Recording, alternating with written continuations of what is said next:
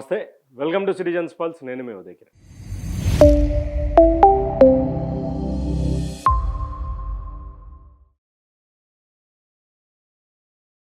దేశంలో భారతీయ జనతా పార్టీకి ఆపోజిట్గా కాక్రోచ్ జనతా పార్టీ పుట్టుకొచ్చింది. అది సోషల్ మీడియా వేదికకే పరిమితమవుతుందా, లేక రాజకీయ పార్టీగా ఏమైనా ప్రారంభమయ్యే అవకాశం ఉందా అంటూ కూడా ఎన్నో ప్రశ్నలు, ఎన్నో సవాళ్ళు ఇప్పుడు సీజేపీ ముందు ఉన్నాయి.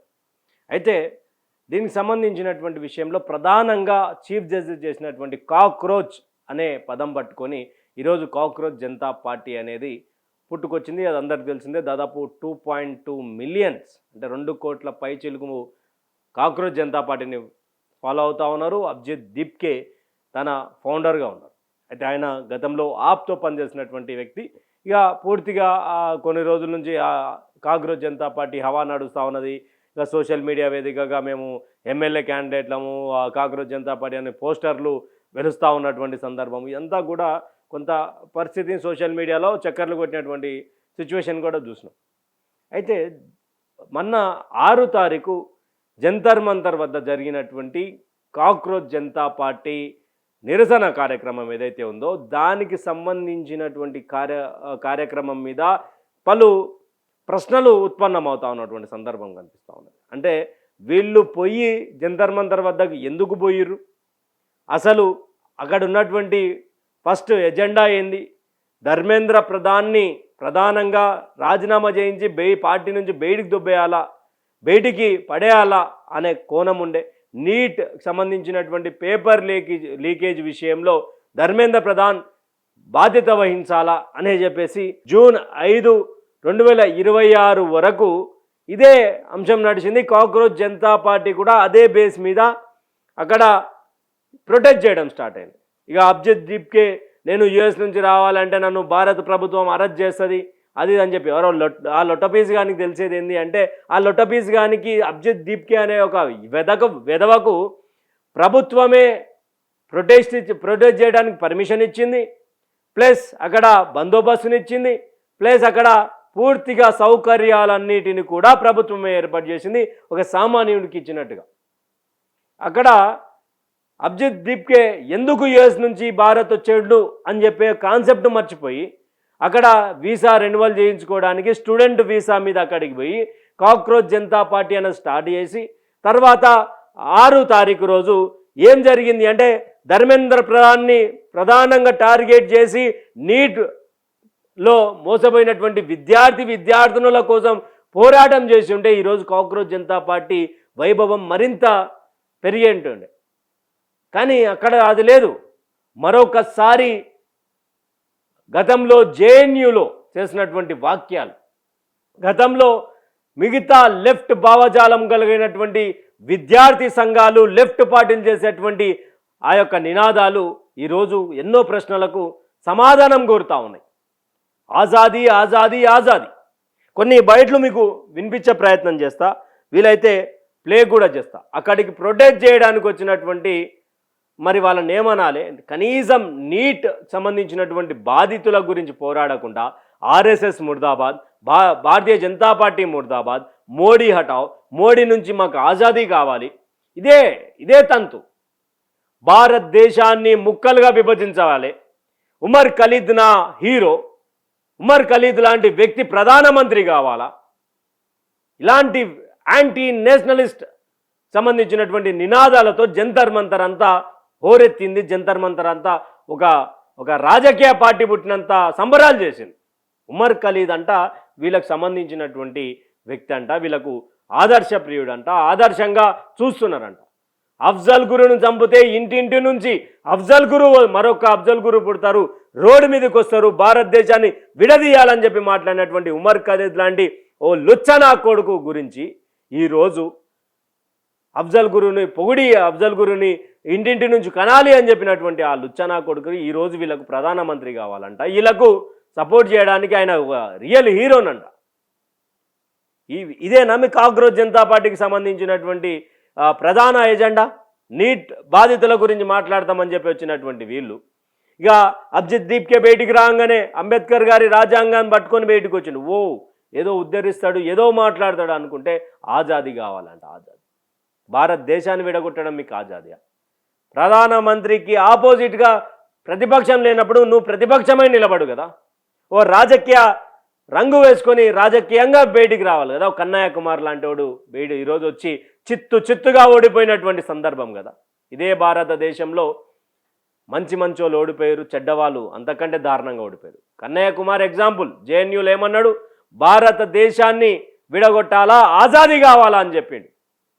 అదే విద్యార్థి సంఘం నుంచి బయటకు వచ్చి కాంగ్రెస్ పార్టీ కండవ కప్పుకొని ప్రత్యక్ష రాజకీయాల్లోకి వచ్చి పోటీ చేస్తే చిత్తుగా ఓడగొట్టారు. కనీసం ఇప్పటి వరకు అసెంబ్లీ సీటు కాదు, పార్లమెంట్ గేటు కూడా తాకాలి. కనీసం సర్పంచ్ గెలవరు మీరు భారతదేశాన్ని విడగొట్టాలనే నినాదాలు ఇస్తారా? అక్కడ ఒకసారి అవి వినిపించే ప్రయత్నం చేస్తా. అక్కడ ఎవరైతే ఎందుకు నీట్ ఫుల్ ఫామ్ చెప్పు అన్నా కానీ తిరగబడ్డటువంటి సందర్భం కనిపించింది. ఎల్జీబీటీక్యూలకు ప్రధాన స్థావరమైంది జంతర్ మంతర్. మరి ఏం కోరుకుంటున్నారు దేశం నుంచి? దేశం ప్రభుత్వ కేంద్ర ప్రభుత్వం నుంచి ఏం కావాలనుకుంటున్నారు? అది లేదు. జస్ట్ మోడీ దిగిపోవాలా. మరి మోడీ దిగిపోతే ప్రతిపక్ష ఆయనకు ఆపోజిట్లో ఎవరు కావాలంటే దానికి సమాధానం లేదు. ఓ ఉమర్ ఖలీద్ కావాలంట. సిజేపీ పార్టీకి సంబంధించినటువంటి ఇవి సందర్భాలు. ఇగో ఒకసారి ఇది చూడండి.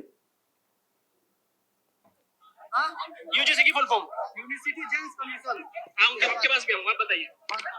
यूजीसी की फुल फॉर्म आपके पास भी आऊंगा 100% आऊंगा। यूजीसी की फुल फॉर्म मतलब यूजीसी की फुल फॉर्म क्या है? फुल फॉर्म जो किसी पे अत्याचार हो रहा है उसके लिए है ये फुल फॉर्म। ये नहीं पता फुल फॉर्म తెలియదు. తర్వాత ఇంకొకటి हम अभी भी माइनॉरिटी है और ये जो हमारी सरकार है उनको माइनॉरिटीज अच्छे नहीं लगते, चाहे सेक्सुअल माइनॉरिटीज हो या रिलीजियस माइनॉरिटीज। जिस दिन देश का प्रधानमंत्री गे हो उसी दिन मैं खुश रहूंगा। ఇప్పుడు మీకు రెండు వినిపించిన ఒక దాంట్లో యూజీసీ ఫుల్ ఫామ్ తెలియదు కానీ ప్రొటెస్ట్ చేయడానికి జంతర్ మంతర్ వద్దకు కాక్రోచ్ జనతా పార్టీకి సంబంధించినటువంటి వ్యక్తిగా అక్కడికి వచ్చిండు. మరొక వ్యక్తిని ఏమంటా ఉన్నామంటే దేశానికి గే ప్రధాని కావాలి అని చెప్పేసి కూడా అక్కడ ప్రొటెస్ట్ చేస్తూ ఉన్నారు. ఎవరన్నా కావచ్చు, రాజకీయంగా రాజ్యాంగబద్ధంగా ఎవరన్నా కావచ్చు, కానీ వీళ్ళు ప్రొటెస్ట్ చేస్తామని చెప్పింది దేనికి? అసలు పర్మిషన్ తీసుకున్నది దేనికి? తర్వాత ఈ పర్మిషన్లో ఉడక గందరగోళమైనటువంటి పరిస్థితి ఉంటుంది. 7 రోజుల ముందు అక్కడ పర్మిషన్ తీసుకోవాలి. పర్మిషన్ తీసుకున్న తర్వాత దానికి సంబంధించినటువంటి భద్రత అంతా చేపట్టిన తర్వాత పర్మిషన్ ఇస్తారు. కానీ అభిజిత్ దీప్కే ఈ సౌరవ్ దాస్ అనేటోడు వీళ్ళంతా ఏం చేసిర్రు? రాత్రికి రాత్రి జూన్ 5 తారీఖు రోజు పర్మిషన్ కోసం పెట్టినాక ఒకవేళ ప్రభుత్వం నిరాకరించి ఉంటే ఈరోజు ప్రజా గొంతులను, ప్రశ్నించే గొంతులను నరేంద్ర మోడీ నాయకత్వంలో ప్రధాని, కేంద్ర మంత్రులు, ఇక తర్వాత బీజేపీ పార్టీ అంతా గొంతులు తొక్కేస్తున్నారు అని చెప్పి మాట్లాడుతుండే. ఇలా చెప్పులు తీసుకొని కొట్టేటట్టు పర్మిషన్ ఇచ్చారు. పర్మిషన్ ఇచ్చినాక ఇలా బండారం అంతా బయటపడ్డది. ఇంకొకరిని చూపిస్తాం మీకు. ఇక అన్నీ ఎట్లున్నది అంటే మనం సామెతలు, తెలంగాణ సామెతలు చెప్తే గబ్బుగా వేరలేకపోతుంది అది. తర్వాత అయ్యో ఉమర్ ఖలీద్ గురించి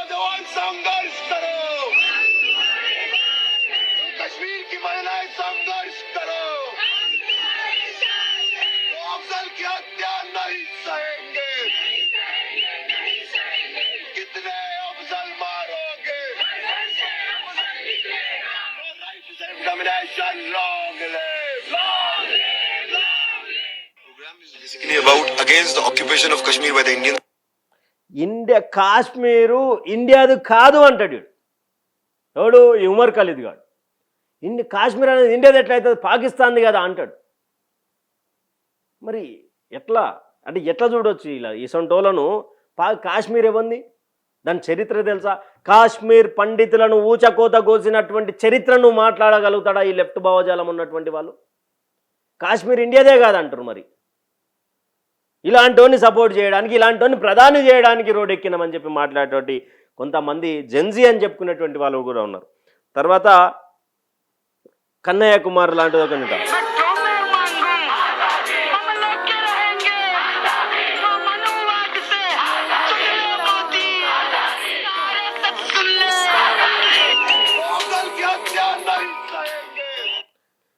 ఆజాదీ ఆజాదీ ఆజాదీ ఏం కావాలి అంటే ఆజాదీ. ఆజాదీ కోసం ఏం చేస్తారంటే ఏం చేయరు. ఆజాదీలో ఏం కావాలంటే దాని మీద సమాధానం ఉండదు.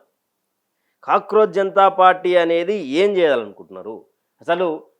అంటే ఇదంతా ఒక ప్రాపగండ. దీని వెనక నడిపిస్తున్నది ఎవరు? ఇండియా కూటమి లేకపోతే ఇంకెవరు? ఇక అసలు క్లారిటీ లేకుండా అంటే ఈ సౌరవ్ దాస్ అనేటోడు ఒకడు ఉంటాడు దీంట్లో chief spoke person, CJP party chief spoke person Saurav Das క్లియర్గా భారత్ని విడగొట్టాలా, భారత్ని 3 ముక్కలు చేయాలా, ఉమర్ ఖలీద్ లాంటి వ్యక్తిని 5 సంవత్సరాల పాటు బెయిల్ ఇవ్వకుండా ఉంచినందుకు ప్రభుత్వం మీద సీరియస్ యాక్షన్ తీసుకోవాలా, ఉమర్ ఖలీద్ లాంటి వాడు బయటికి వచ్చిన తర్వాత వీళ్ళు ప్రాణాలతో బతుకుతారా అంటూ ట్విట్టర్ వేదికగా చేసినటువంటి పోస్టులు ఈరోజు సంచలనం అవుతా ఉన్నాయి. సిజేపీ పార్టీ కేంద్ర ప్రభుత్వం మీద పోరాడడానికి వచ్చింది అనుకున్నాం, కానీ భారతదేశాన్ని విడగొట్టాలనే నెపంతో ఉంది అనేది రోజు తర్వాత బయటపడతా ఉన్నటువంటి. ఇక నీట్ ఫుల్ ఫామ్ ఏంది అంటే చెప్పరు. ఇంకోటి क्वालिफिकेशन आपकी? मेरा ग्रेजुएशन है। ग्रेजुएशन में क्या किया? मैंने ग्रेजुएशन में Hindi English plus political science से किया है। क्या किया पॉलिटिकल साइंस? क्या सब्जेक्ट थे उसमें? Hindi English political science. Hindi English political science. Hindi में पॉलिटिकल साइंस। किस चीज़ के बारे में पढ़ाई होती थी इसके अंदर? किस चीज़ के बारे में पढ़ाई? इसी पढ़ाई वो ठीक है, आप अपने क्या होता था? पढ़ाई क्या होती? आए हैं बस सीजेपी के साथ। अरे भैया हमारी बात सुनिए, आपने लिखा है 1 करोड़ छात्र प्रभावित, नीट, सीबीएसई, सीयूईटी, एसएससी और जीडी, यानी आपको नॉलेज होगी इस बारे में।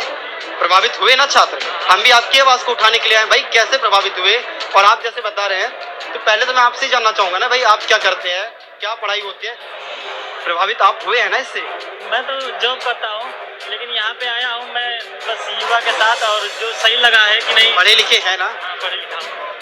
कि जो आपने पॉलिटिकल साइंस बताया उसमें क्या सब्जेक्ट थे? सब ऐसा तो नहीं हवा में वो बता दिया सब कुछ?